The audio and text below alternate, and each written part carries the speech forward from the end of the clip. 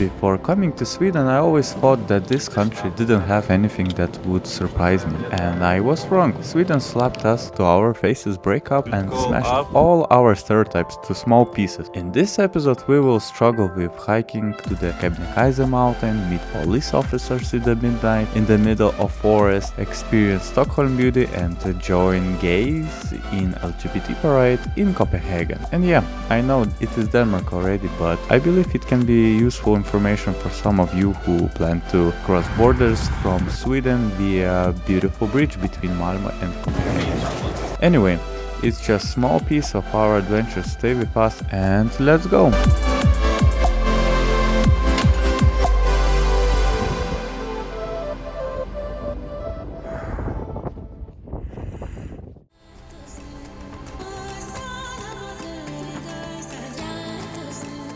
Usually all videos about Sweden starts from the capital Stockholm. Well, this is not the case. This video starts from the northern part of Sweden. And don't worry, we will still visit the capital, but a bit later. Kebnekaise Peak was our destination point after North Cap and Halti Mountain, and it was a tough challenge. We were physically exhausted already from previous mountain and need some time to recover. Plus Kebnekaise was even harder than Halti. So how did we get there? After Halti we took direction to Kiruna, the northern city in Sweden. I have to admit that the bordering area between northern Sweden and Norway, which is also called Lapland, is incredibly beautiful. And yeah, the scenic view threw us off right away.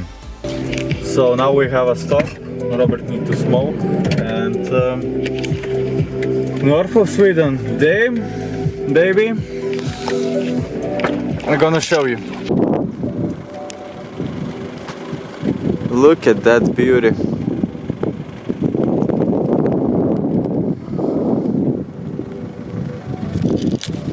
Scandinavia? Yeah, officially prove it.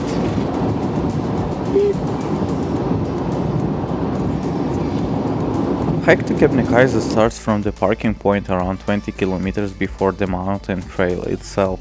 So as we came after lunchtime, we had some time to just get to the camping site down the mountain.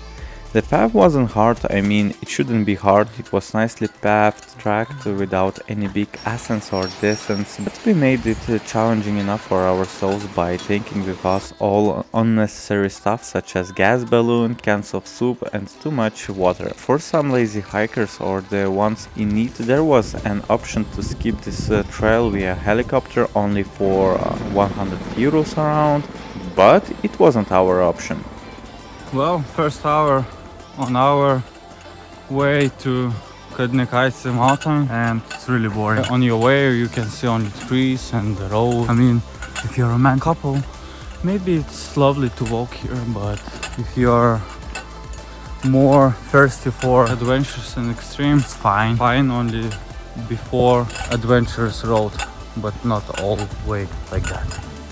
We got to the camping site around midnight. Lucky us, the midnight in the northern Scandinavia polar nights are so bright that we didn't even need any lights to build a tent and prepare for the night. So our tent broke in the middle of building it. Yeah, we should figure out how to make it at least sleepable for one night. Tomorrow morning I will show you architecture of this great tent. Good night, guys. Well, till our tent didn't fall apart. Somehow we managed to crawl in and go to sleep. Early in the morning we were woken up by early hikers who were just passing by, and soon you will see why. Oh no, pretty nice view.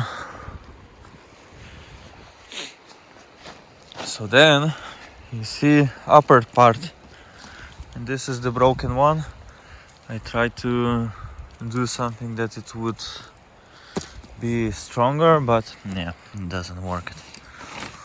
So then we have this one.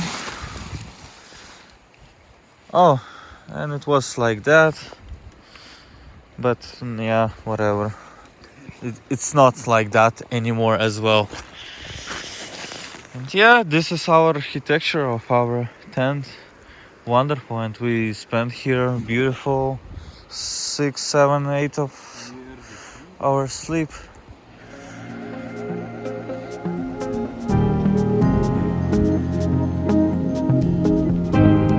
So what happened next? To be honest, it's hard to talk about it. Why? Well, maybe because it was the hardest hike in my life, and I believe till today Robert's as well. So almost 3-4 hours. 4 hours. We getting on top. I should say that Swedish, you're amazing. Why? The roads are amazing to this hill. On each corner there is sign. They made steps in the mountain. They managed to do those stairs. At the beginning, we thought it would be a chill hike as the path was well developed, but yeah, we were naive, and I will tell you why.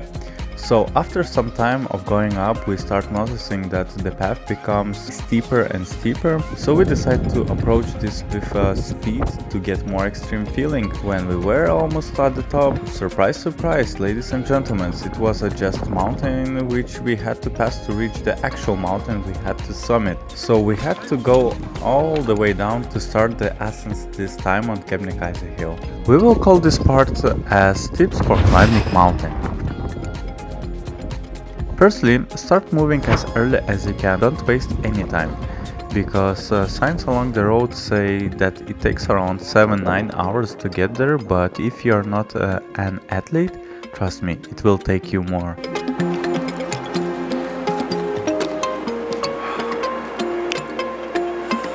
Secondly, take as much food and snacks as you can. With us, we had only some peanuts and several chocolate bars, which didn't last long. We left all the stuff we carried from the 20-kilometer trail in the base camp. Enjoying our walk with such a landscapes and horrible management. Once again, I mentioned this. A food supply. The road, well, yeah. It's not easy road.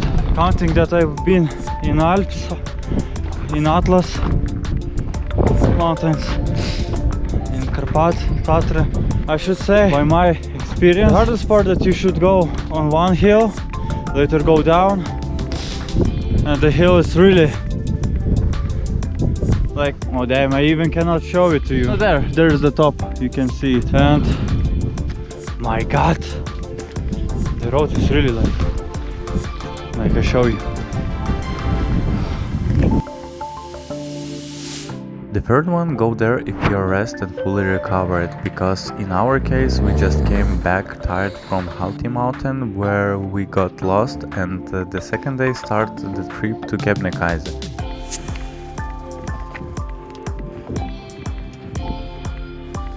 The last one, you have to be careful with the things you take with you. It can be crucial and dangerous for you if you are back too heavy.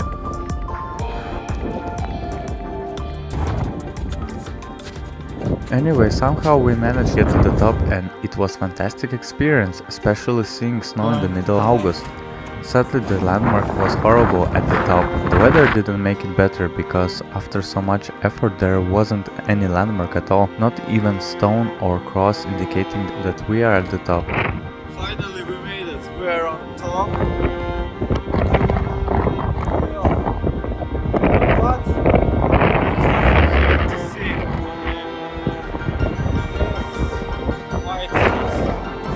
We felt relieved after submitting and taking some photos with our accomplishment. Before we start heading back, we decided to enter a small hut near the summit to chill there for a bit and eat some snacks.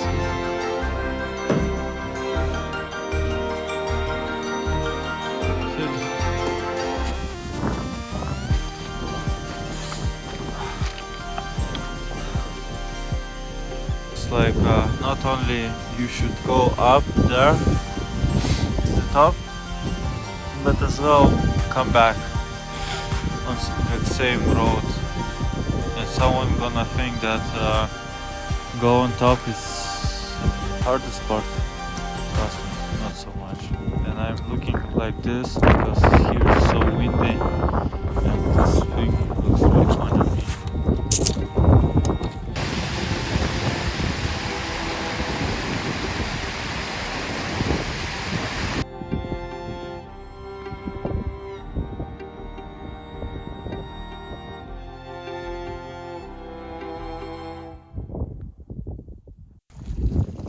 Anyway, we made it, we reached the camping site later in the evening, we went to sleep in our broken tent and next day continue our journey to south.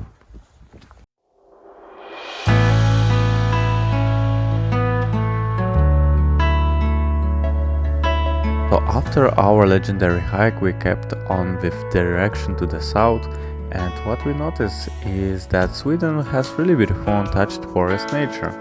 I mean, in 700 kilometers it was only forest, so there is nothing more to say. It's beautiful, and yeah, that is all. Forest is cool. If you are a forest person, go to Sweden. Then we went to Norway. You can watch our separate video about it in the description below, and we are already moving to Stockholm. I will be honest with you, I have always wanted to visit the city since I was a teenager who dreamed for traveling to the north. My curiosity about Zen practices always direct me to Swedish Lagom philosophy if we talk about similar European lifestyle practices. Actually, Stockholm is the perfect Zen combination. You can see this up.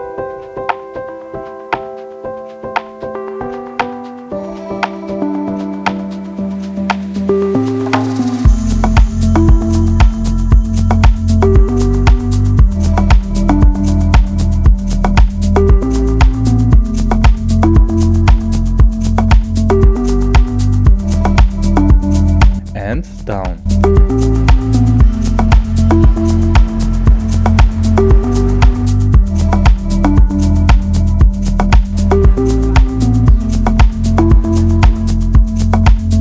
And yeah, Stockholm, like every big megapolis, has dirty streets, but I'm not a cleanliness inspector and we will focus on more interesting things. For example, this museum where King Gustav Adolphus ordered a fancy luxury ship to build it, and it sank after a bit more than 1 kilometer of sailing. He wanted insert dominance to max performance and put as much gold as possible. Then to make a super duper warship, put as many cannons, and even when engineers told him that this ship couldn't float on water, he didn't care and made this epic fail for Swedish history. But I believe nowadays this boat brings back good income for the government because of the tourists. Entrance to museum cost us per person 150 Swedish krona, equal to 14 euros, but if we were younger than 18, entrance would be free. Yep, hard adult life. Reality.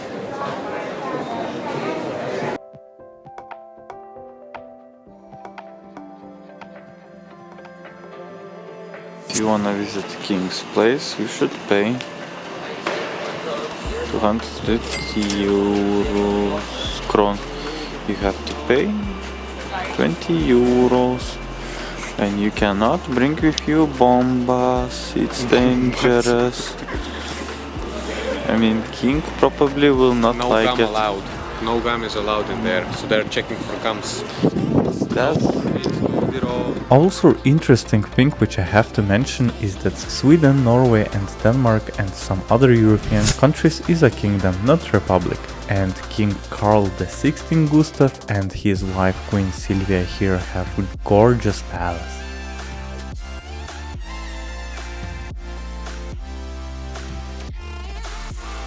I really enjoy the vibes of the city that is built on many smaller islands and connected by multiple bridges. Cozy architecture, a lot of students in the streets, and people seems really chill, do not hurry anywhere. And it wasn't any weekend, I believe it's because of the Lagom philosophy, which has an equal balance of working day and time for yourself. Sweden is one of the first countries in the world who are trying to apply 6 working hours a day without lowering salaries for employees. Till today they successfully made it only on Fridays. How it will be in the future, well, we will see. all day. We're spending already in Stockholm, walking around, eating vegetarian burgers, looking architecture, landscapes. Basically, yeah, Stockholm have its own vibe, its own signature, and it's really lovely composition of architecture, cross minimalism, old historical buildings. People are really lovely here. I mean, they're friendly, they're kind. Sadly, we stayed here only for a couple of days and did not have enough time to see some other popular places like these subway stops or trips to those villages, but at least we drank some wine with a view from Stockholm's Stadshus to Kvarteret Luna. Then we went to another side of the river, I guess it's river. Finish our drinks and enjoy the sunset and cityscape. Stockholm. Oh, and yeah, I almost forgot to share these funny footages of our check-in this budget hostel with a pack of refugees from Africa and some junkies from the streets and drunk receptionists. Hey, it was cheap and close to the city center, only 15 euros per night with our own sleeping bags and plus parking 45 euros.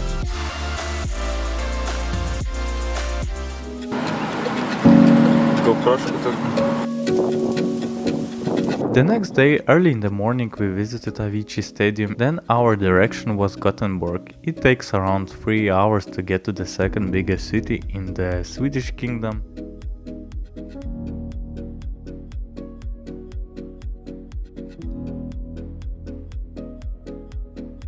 More or less we came here after lunch. We left our car near the Liseberg attraction park and moved on in the downtown direction by foot. The first impression is that it seems a pretty quiet city with little movement. We googled most seen place and it showed us this tower on the hill Schanzenkronan.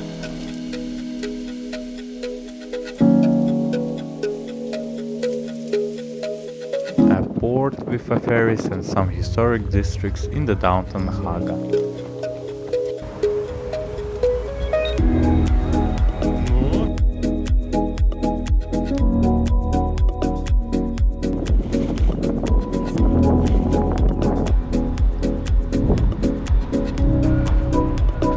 Sadly, the Museum of Gothenburg was closed and we were hungry. We decided to up our moods by eating traditional food. Well, if you have ever been to IKEA, you must know that the famous dish here is meatballs with potatoes and super jam. Of course, we didn't go to IKEA.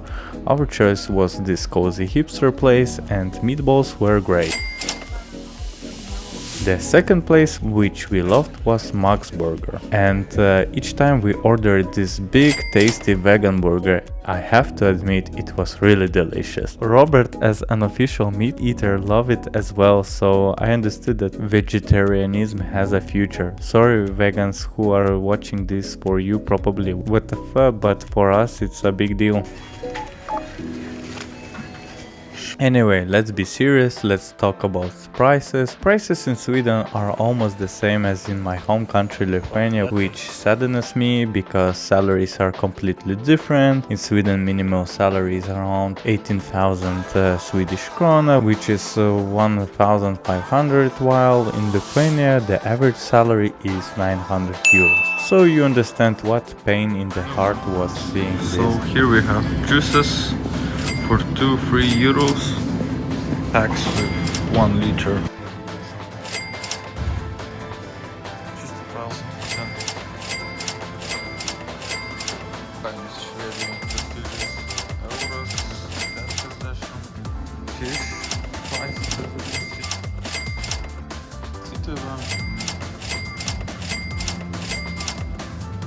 The second thing which was noticeable right away when crossing the borders with Norway and seeing those gas prices, Sweden is officially buying oil from Norway, but for some reason Sweden has it cheaper. Okay, let's move to Malmö, southern city in this country, which trip also took 3 hours. And as always we stay in our truck to sleep in the interesting places, this time near the sea with a view to Copenhagen. Yep, exactly, Malmö has a beautiful bridge to Denmark, so let's go and see what is on another side.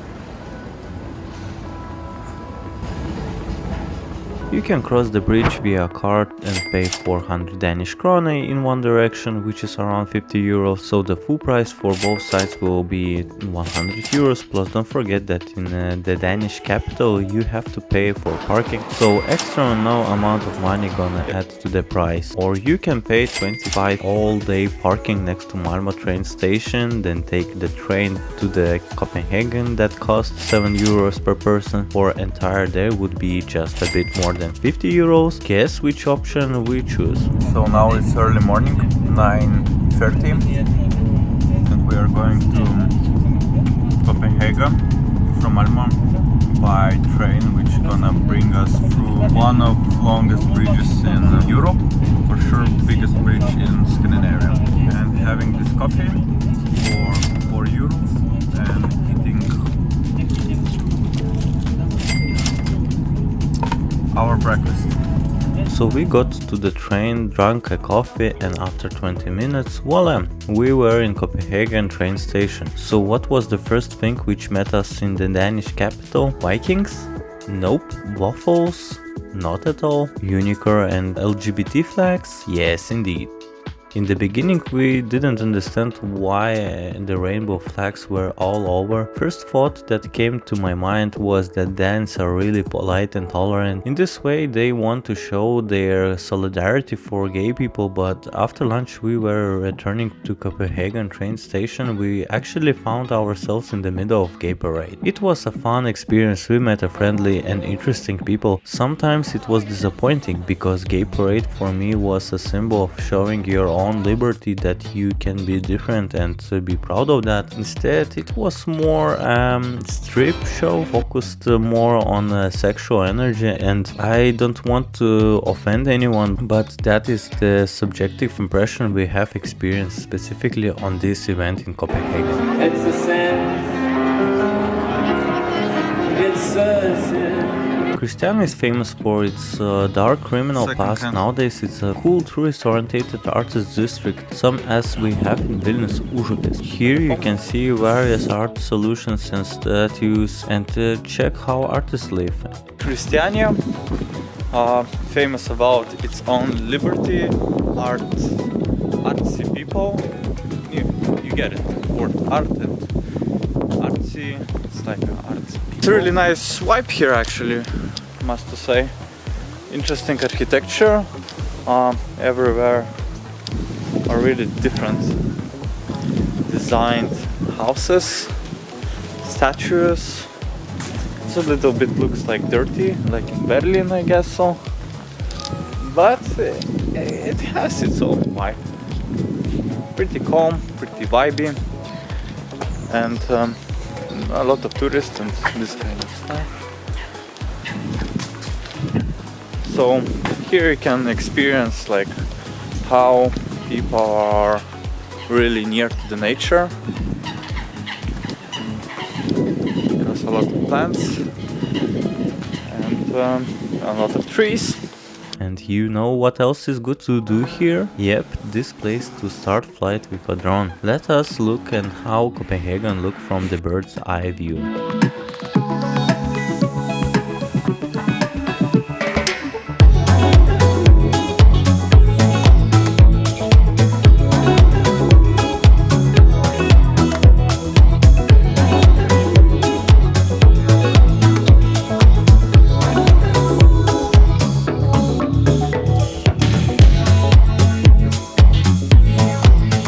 When we went in direction of downtown to see famous Nyhvan, where most of the pictures came out, we noticed that Danes are huge fans of bicycles. In some moments even feels like you are in Netherlands, but later I found out that here you have to pay an extra 40% various tax of total cost of the car, plus huge road tax, so it's not strange at all why people prefer using bicycles instead of cars. In the end, Copenhagen is a fine city for living, but to be honest, it wouldn't be a city of my choice to stay here forever. And I don't know why, some coziness missing here. This is why we are moving back to Malmö.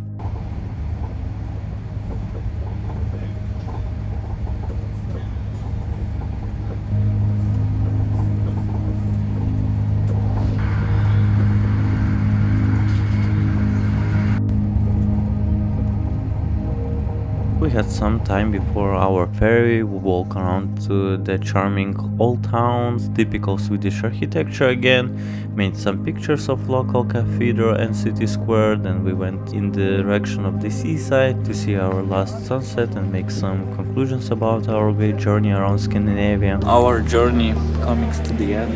It's lovely ending. Sunset, Malmö, southest part of Sweden. Denmark is there.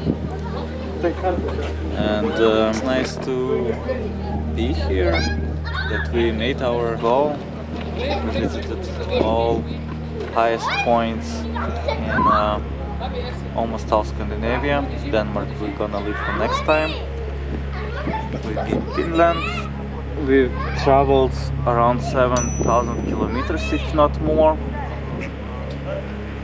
And yeah, guys, to challenge yourself. Lesson 4: rise your comfort zone and to see new countries. It's an amazing experience to see real Scandinavia. And of course, it's a really different experience when you're watching those travel shows. It's always better to see with your own eyes and talk with local people and meet old friends. Basically, that's all what I'm saying. Travel and rise your comfort zone, because progress is there. Some shoots with a drone, which I showed you already. Then we went to the store for souvenirs to bring back home. In the end, we were so tired after so many challenges, and where is this comfort situation that we just want to come back home and chill to do nothing for a couple of days. We even made a joke that you need another vacation after such a vacation. We drove in direction of Trelleborg port, where the ferry had to take us to Klaipeda. The ticket price for a car and 2 passengers in a shared cabin cost us around 200 euros.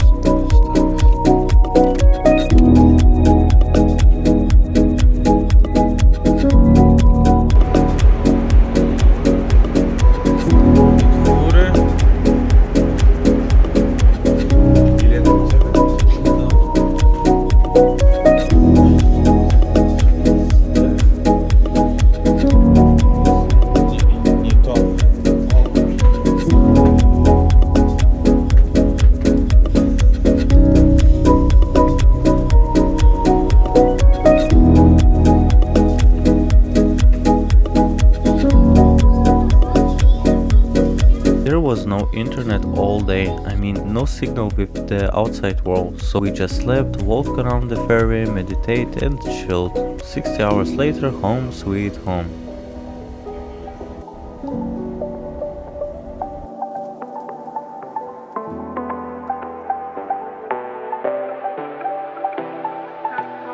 So basically that's all for this video. Sweden can surprise you, Sweden can challenge you, and Sweden for sure will leave remarkable memories. Thank you for watching it till the end. Don't forget to push likes or dislikes, write in comments your experience traveling around Sweden or Denmark, and yeah, let's travel together. See you in my next video.